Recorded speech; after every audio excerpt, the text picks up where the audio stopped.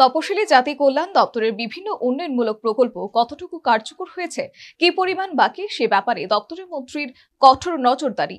তাতেই তপশিলি জাতি কল্যাণ দপ্তরের উচ্চ পদস্থ আধিকারিক এবং অন্যান্য কর্মীদের সাথে পর্যালোচনা বৈঠক করলেন দপ্তরের মন্ত্রী সুধাংশু দাস। কার্যত লোকসভা ভোট প্রক্রিয়া চলার ফলে দীর্ঘদিন যাবৎ রাজ্যের বিভিন্ন উন্নয়নমূলক কাজ এবং এ সংক্রান্ত বিষয়ে মন্ত্রীদের তদারকি নিরীক্ষণ পর্যবেক্ষণ ছিল বন্ধ। নির্বাচন প্রক্রিয়া শেষ হতেই রাজ্যের বিভিন্ন দপ্তরের মন্ত্রীরা পুনরায় সক্রিয় হয়ে পড়লেন। সেই সক্রিয়তায় শুক্রবার তপশিলি জাতি কল্যাণ দপ্তরের উচ্চপদস্থ আধিকারিক এবং অন্যান্য কর্মীদের সাথে পর্যালোচনা বৈঠক করলেন দপ্তরের মন্ত্রী সুধাংশু দাস।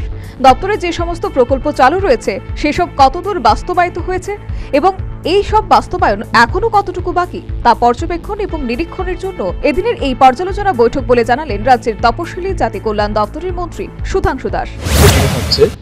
এই রিভিউ মিটিং এর মূল উদ্দেশ্য হচ্ছে 2023-24 অর্থ বছরে আমাদের যে বাজেট আমরা রেখেছিলাম সেটা আমরা কতটুকু অ্যাচিভ করেছি, ইন দ্য সেম টাইম 24-25 অর্থ বছরের কাজ কেমন হচ্ছে এই বিষয় নিয়ে আমরা আলোচনা করব। ইতিমধ্যে আপনারা জানেন বিভিন্ন স্কুল কলেজে অ্যাডমিশন প্রসেস স্টার্ট হয়েছে।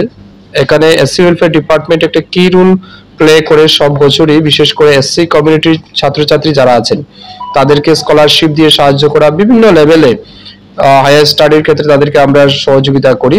তো এই সমস্ত স্কিমগুলি কিভাবে ইমপ্লিমেন্ট হচ্ছে, স্টুডেন্টরা সময় মতো পাচ্ছেন কিনা না, এই সমস্ত বিষয়ের উপর আলোচনা হবে। এর বাইরে আপনারা জানেন আমাদের রাজ্যে অনেকগুলি এসসি ওয়েলফেয়ারের হোস্টেল রয়েছে, বয়েজ গার্লস হোস্টেল, স্পেশালি ছেলে মেয়েদের থাকার ব্যবস্থা।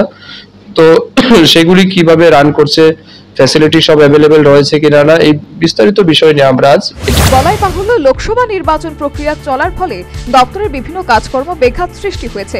বহু কাজ এখনো বাকি।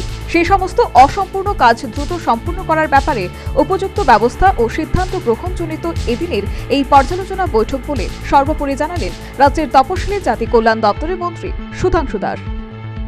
Bureau report, news vanguard.